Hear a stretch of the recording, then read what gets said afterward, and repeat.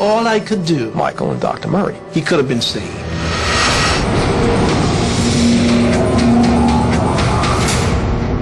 DHA's Investigates. Los últimos días de Michael Jackson. 5 de marzo de 2009. This is it. On March 5th, 2009, Michael announced this big tour. He looked really happy, and you know, I noticed he looked really healthy. This is it. I mean, this is really it. This is the final curtain call. See you in July. Once I made the announcement of the shows, it didn't take long to sell. They sold in like an hour. The reason why this comeback was so important for his career, it had been decimated with the allegations of child molestation. Although he was found to be not guilty, Michael's career was crippled for years. He wanted to reestablish that he was the king of pop. I don't think he looked at it as being a comeback, as he looked at it as flexing his muscle and letting everybody know, I'm still here, I can still do this, I'm still the best. I love you so much. And he was. Get ready for the concert, Michael! También había rumores de que Michael necesitaba el dinero. It's no secret Michael spent money. That's the soul Simeon for me. This one, can you put that on the list? Sure. Usually those situations are, there's a hole deep inside you and you're trying to fill it with something and fill it and fill it. There's never enough money. So Michael was always financially strained.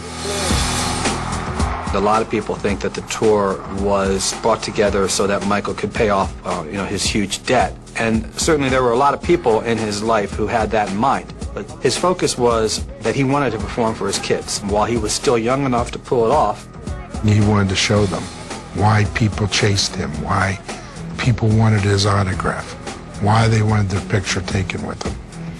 And he was so looking forward to them seeing him perform and then understanding exactly what all the excitement was about. But he needed money too. The AEG deal promised to really rescue Michael Jackson from the financial morass he had gotten himself into. AEG is the organizer of the concert tour. And they're very successful. They own the London stadium called O2. And it's one of the most prestigious places for someone to work at. Originally it was announced as a 10-show comeback tour. Then all of a sudden, with the ticket sales going through the roof, they decided to add 40 more shows. He was livid when he heard there was 50 shows. He knew he couldn't do 50 shows. Hey, Michael, can you still moonwalk? Can you still moonwalk, Michael? Why wouldn't I be able to? You're talking about 50 shows in one city, living in a beautiful estate outside of London. He was going to average 2.25 shows a week. If that was too many, then one would have been too many. I knew that he couldn't do those shows. I knew his health wouldn't allow him to do it. At 50 years old, it was unthinkable. Michael! Michael, you're the Michael. best! Los promotores siguieron con los planes para la gira.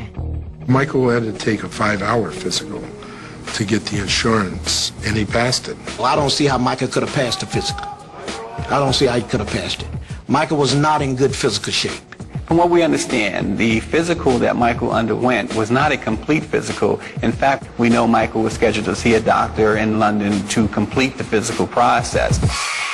I met Michael Jackson when I was asked through a friend of mine if I would come see his children because they had a slight cold. Michael asked me, what else do you do? I said, well, you know, what's going on with you? And he said, I'm a little tired, you know. Michael in the last few years has traveled so many different time zones. I think it was hard for his clock to get adjusted. La enfermera Sherry Lindley realizó un examen de sangre. Los resultados fueron normales. He was quite healthy. I didn't do medication testing because he had already told me he was not taking any. But if a person had been on long-term medications, something would have showed up abnormal in the blood, and it did not. A medida que continuaba la preparación para la gira, Michael se quejaba de no dormir lo suficiente. He got really persistent about, I just want to get some sleep. I'm in the middle of the rehearsal, I have to sleep, and he wanted a medication that would just knock him out quick, and those were his words. I just want to be knocked out immediately. Según Lee, Jackson insistió en que le administrara un potente medicamento llamado Diprivan. Diprivan in the United States is the trade name for propofol. It is used to either put people to sleep and or keep them asleep to have some sort of surgical procedure. It is not a tranquilizer. It does not make you a little sleepy. It does not make you relaxed. It anesthetizes you. I told Michael, I said, you don't want to do this at home. This is not a sleep aid. He said, you know, it's safe. The doctors told me that it's safe. I said, Michael, I don't think you quite understand the seriousness of this. This is not a drug to be played with. It needs to be given continuously as a so-called drip in order to maintain an anesthetic state.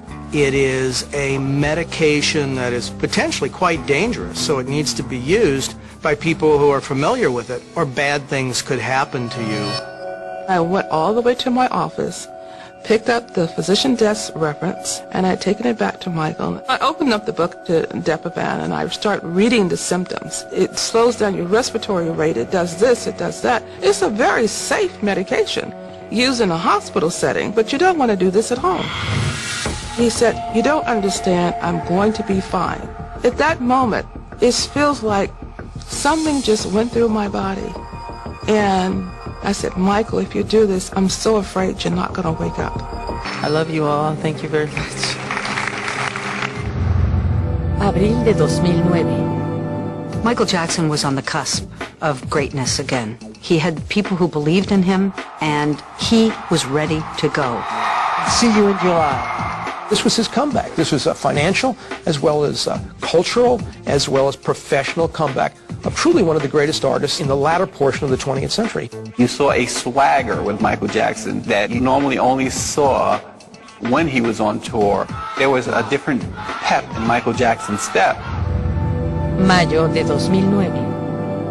The reports I first heard were that Michael Jackson demanded a doctor on staff 24/7. He said, this body is the machine that keeps this whole thing going, and I need a doctor. His performances were really grueling, and sometimes he would need oxygen immediately after getting off stage, just because he was so out of breath and so winded by the performance, and sometimes just really sick. How are you feeling? I said, well, Michael, when we get to London, I'll have 4 or 5 doctors lined up for you. Then you can choose one. He said, no, I want my doctor. I said, well, who's your doctor? And he said, Dr. Murray. Dr. Murray is an interesting character. He did have a checkered past. Dr. Murray was in financial straits. His house was almost in foreclosure in Las Vegas. And when Dr. Murray signed on to work for Michael Jackson, the deal was that he would make $150,000 a month. You can imagine how happy he must have been, considering how many financial pressures he was under at the time. El cardiólogo Conrad Murray se mudó a Los Ángeles mientras Michael ensayaba para la próxima gira de conciertos. Dr. Murray sent out a letter to his patients saying that he was going to be gone for a couple of years, and he called it the opportunity of a lifetime. He virtually shut down the rest of his life. He had an office in Vegas, an office in Houston, and both of them closed down. Dr. Murray was supposed to be at Michael Jackson's home all the time, especially at night. After coming home from rehearsal, someone to help medicate him and bring him down from the adrenaline of the concert. Michael, who micromanaged his life, everything he did, said, I need to go to sleep now, and I need to wake up now. So I don't see any other way of doing that but medically. So that's what he did. Junio de 2009. Michael would do about 2.5 to 3 hours of choreography at home. Then he would do his vocal lessons for an hour. Then he would come out to the rehearsals. How are you, Michael? Hey, you look great! People say, oh, he looked great, but you're really looking at a dancing x-ray. That's the bottom line. The guy was really in bad shape. Anyone that could see Michael would know that something was going on that wasn't right. His weight kept slipping and slipping. Never should he have been rehearsing to perform a major concert tour. Michael, how are you? He had tremendous pain in his legs. His feet were bothering him. His back was bothering him. His body was breaking down. I would ask him, How are your knees? How are your hips? You got any pains? No, I'm fine. There's nothing wrong with me. Father's Day, I received a call. I could hear Michael in the background said, tell her, one half of my body is hot and one half of my body is cold. And I said, you need to go to the hospital right away. The next day I tried calling him and with no response. 24 de junio de 2009. Michael went through a full-length rehearsal of his concert. He came down off the stage and said, you know what, I'm ready to do these 50 shows. He said, I feel good. At around 1 a.m., Dr. Murray was seen huddling with Michael in Michael's bedroom. They were talking about the game plan for the evening. Michael was having problems sleeping. 6 minutes later, they were both seen walking into Dr. Murray's bedroom.